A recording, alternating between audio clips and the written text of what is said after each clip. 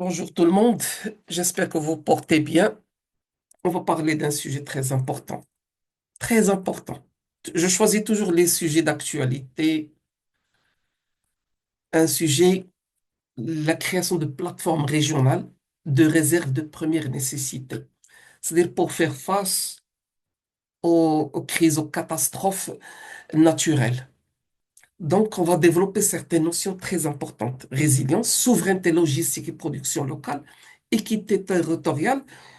Et bien sûr, la proactivité. La proactivité, c'est pas la réactivité. Réactif, c'est après un événement, on réagit. Maintenant, on veut se préparer, on veut planifier. Auparavant, comme ce qui se fait dans les entreprises. Vous savez, les entreprises, elles anticipent les besoins du marché, elles mettent en place un plan de gestion des risques, elles investissent dans l'innovation, elles font l'audit, elles font le développement. Lorsqu'on parle de proactivité de l'État face aux catastrophes, c'est-à-dire qu'il faut anticiper les risques naturels, peut-être même technologique, parce que technologique, ça peut se répercuter. Élaborer des stratégies nationales de prévention, développer des systèmes d'alerte, de formation, renforcer la gouvernance, la coordination, prépositionner des stocks et des moyens logistiques. Il faut des stocks et des moyens logistiques. Stock et moyens logistiques, moi je me rappelle que pour les entreprises, il y a toujours un stock de sécurité. Mais pour s'approvisionner, il fallait faire des calculs, aller au marché local, peut-être au marché international, chercher le fournisseur, acheter, payer et tout ça. En cas de crise, on n'a pas le temps de faire tout ça. Et puis, transporter, passer par la douane, accueillir les gens qui sont avec la marchandise, les déplacer, les surveiller, aller avec eux pour les aider. Peut-être ils parlent d'autres langues. Donc, en cas de crise, on a problème de gens qui vont venir de l'international et on a problème de produits. Même le produit, il faut le déplacer, il faut le stocker, il faut à la dernière minute réfléchir à son transport, à son stockage, au groupage. Qu'est-ce qu'on va acheter en termes de priorité, en termes de quantité, en termes de financement? Ça crée vraiment une polémique. C'est pas facile d'agir à la dernière minute. Donc, du coup, on parle de système de résilience. Ça veut dire, on va profiter des problèmes qu'on avait, le séisme de Hoceima, le séisme de Marrakech. On va voir, on va établir des stratégies logistiques, ça veut dire des stratégies, au lieu d'être réactives, ils vont être proactives. On va s'inspirer des meilleures pratiques qui sont dans le monde et du coup, on va utiliser le digital, l'intelligence artificielle. On va développer un régime d'assurance contre les catastrophes,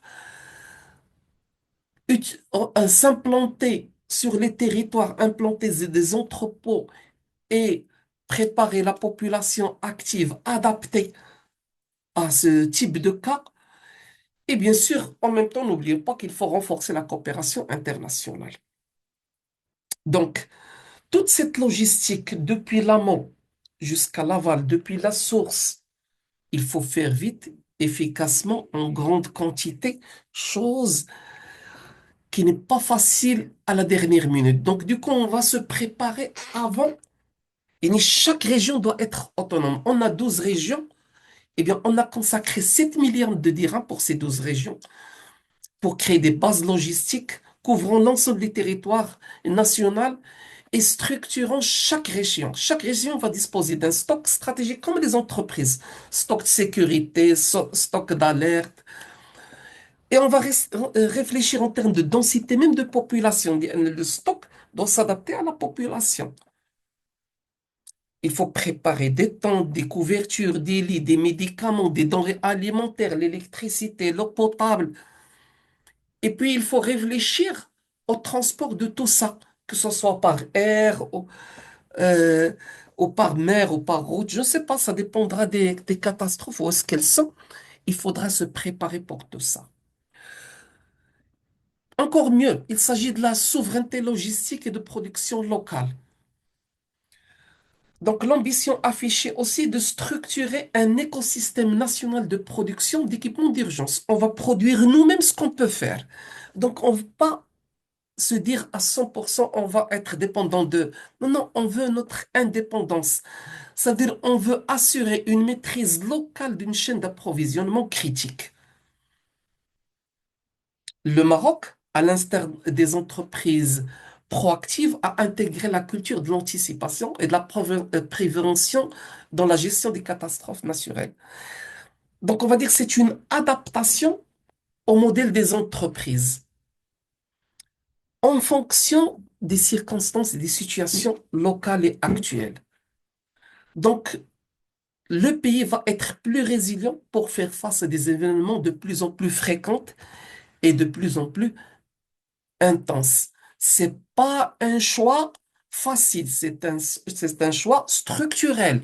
On va plus raisonner en termes opérationnels, mais en termes structurels, de telle manière à instaurer un système qui va réduire le délai de logistique, le délai de déplacement, va faire ça mieux, plus efficacement possible, avec une main-d'œuvre locale adaptée, préparée au préalable. Chaque région, c'est pas seulement, c'est pour ça qu'on a dit équité régionale. Chaque région sera dotée d'entrepôts qui auront assez de couverture, assez de tentes, assez de toutes choses dont ils pourront avoir besoin par la suite. Voilà, c'était l'actualité économique. Dorénavant, on va développer à chaque fois ce type de vidéos. Merci à vous tous et à la prochaine.